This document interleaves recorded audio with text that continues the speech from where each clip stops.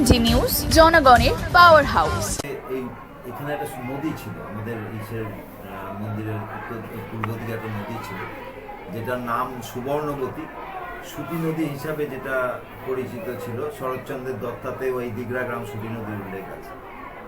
এই মন্দিরটা প্রতিষ্ঠিত হয়েছিল রাজা কৃষ্ণচন্দ্রের আমলে, এবং কৃষ্ণচন্দ্রের বদান্যতায় ওখানকার নির্দেশে ওখানকার জমিদার এসে এই মন্দির প্রতিষ্ঠা করে। তারপরে কালের নিয়মে ধীরে ধীরে সেই মন্দির ধ্বংসের পথে যায়। 1980 সালে মন্দিরটা পুরো ধ্বংস হয়ে যায়।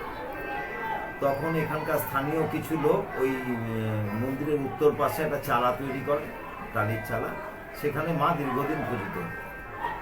1999 সালে এখানকার স্থানীয় মানুষ বিভিন্ন লোকের সহযোগিতায় এর প্রচার প্রসার হয়, অনুষ্ঠানের ব্যাপ্তিও বিরাট বাড়ে।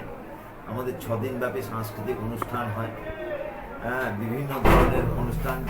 আমরা এই পুরনো ঐতিহ্য মেনে যাত্রা হয়, পুতুল নাচ হয়, বাউল গান হয়। আজকে যেমন আছে বৃন্দাবন কনসার্টের উপর একটা প্রোগ্রাম দেবাশিস ব্যানার্জির জি বাংলার। এইভাবে আর এই দিন তো সকাল থেকে পুজো হয়, দুপুরবেলায় যত মানুষ আসে তাদের কোথা থেকে লোক আসে? এখানে বহু দূর দূরান্ত থেকে লোক আসে, কলকাতা, বনগাঁ, হাবড়া, নিউ ব্যারাকপুর, বহু দূর দূরান্ত থেকেই লোক আসে।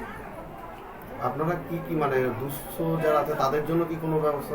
হ্যাঁ, দুস্থ মানুষদের জন্য আমাদের এমনি একটা ব্যবস্থা হচ্ছে, আমরা এই শনি মঙ্গলবার করে যারা আছে ভোগ বিতরণ করা হয়। এছাড়াও দুবার আমরা বস্ত্র বিতরণ করি। পুজোর সময় কাপড়, লুঙ্গি, গামছা, লুঙ্গি, গেঞ্জি এগুলো দেওয়া হয়। আর শীতকালে শীতের চাদর, কোনো বছর কম্বল, কোনো বছর চাদর, এগুলো বিতরণ করা হয়।